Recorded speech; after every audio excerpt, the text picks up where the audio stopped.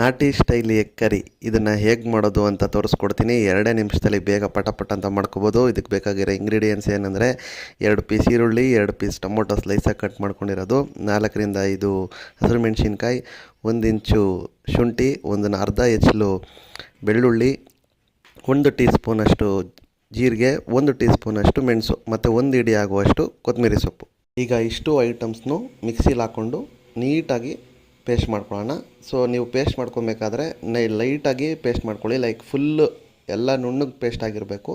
So ಎಲ್ಲನೂ ingredients ಹಾಕ್ಕೊಂಡು ಸ್ವಲ್ಪ ಲೈಟಾಗಿ ಒಂಚೂರು ನೀರು ಹಾಕ್ಕೊಂಡು ಇದನ್ನು ಮಿಕ್ಸಿಗೆ ಈ ಥರ ಪೇಸ್ಟ್ ಬರೋ ಗಂಟ ರುಬ್ಕೊಂಡು, ಆಮೇಲೆ ಸ್ಟವ್ ಮೇಲೆ ಬಾಣಲಿ ಇಟ್ಬಿಟ್ಟು ಇದಕ್ಕೆ 5 ರಿಂದ 4 ಟೇಬಲ್ ಸ್ಪೂನ್ ಆಗುವಷ್ಟು ಎಣ್ಣೆ ಹಾಕಿ, ಒಗ್ಗರಣೆಗೆ ಸಾಸಿವೆ ಹಾಕಿ, ನಾವು ರುಬ್ಬಿಟ್ಟು ಇಟ್ಕೊಡುವಂಥ ಮಸಾಲೆನ ಅದರೊಳಗಡೆ ಹಾಕಿಬಿಟ್ಟು ಸ್ವಲ್ಪ 2 ನಿಮಿಷ ಕುದಿ ಬರೋ ಗಂಟ ಅದನ್ನು ಮುಚ್ಚಿಬಿಟ್ಟು ಫ್ರೈ ಮಾಡ್ಕೊಳ್ಳೋಣ. ಸೊ 2 ನಿಮಿಷ ಆದಮೇಲೆ ಇದನ್ನು ತೆಗೆದಾಗ ಸೊ ಈ ಥರ ಫ್ಲೇಮ್ ಬಂದಿರುತ್ತೆ.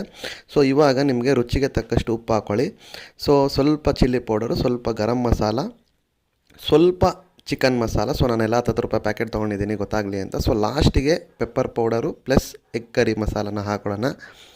ಸೊ ಇದನ್ನು ಹಾಕೊಂಡ್ಮೇಲೆ ಲಾಸ್ಟಿಗೆ ಸ್ವಲ್ಪ ಕಲರ್ಗೋಸ್ಕರ ಟರ್ಮರಿಕ್ ಪೌಡರ್ನ ಹಾಕ್ಕೊಂಡು ನೀಟಾಗಿ ಮಿಕ್ಸ್ ಮಾಡ್ಕೊಳ್ಳೋಣ.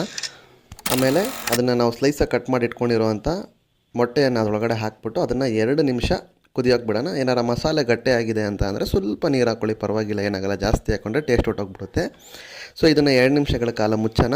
ಸೊ ಏನಿಲ್ಲ, ಕುದಿ ನೀಟಾಗಿ ಅದ್ರದ್ದು ಹಸಿ ಸ್ಮೆಲ್ ಹೋದಾಗ ನಿಮಗೆ ಒಂದು ಸ್ಮೆಲ್ ಮಾಡಿದಾಗಲೇ ಗೊತ್ತಾಗ್ಬಿಡುತ್ತೆ. ಹಸಿ ಸ್ಮೆಲ್ ಹೋದಾಗ ಇದಕ್ಕೆ ಇನ್ನೇನಿಲ್ಲ, ಫೈನಲ್ ಟಚ್ ಕೊಟ್ಬಿಟ್ಟು ಸ್ವಲ್ಪ ಕೊತ್ತಂಬರಿ ಸೊಪ್ಪನ್ನ ಅದ್ರ ಮೇಲೆ ಉದುರಿಸ್ಬಿಟ್ಟು ಮತ್ತೆ 2 ನಿಮಿಷಗಳ ಕಾಲ ಸ್ವಲ್ಪ ಲೈಟಾಗಿ ಕುದಿಲಿ ಅಂತ ಒಂದು 2 ನಿಮಿಷ ಮುಚ್ಚಿಬಿಡೋಣ.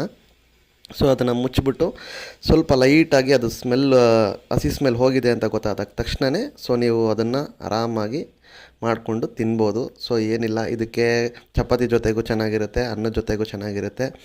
ಸೊ ಇದೇ ಥರ ನಿಮಗೆ ಕಂಟೆಂಟ್ ಬೇಕು ಅಂದರೆ ನನ್ನ ಸಬ್ಸ್ಕ್ರೈಬ್ ಮಾಡ್ಕೊಳ್ಳಿ.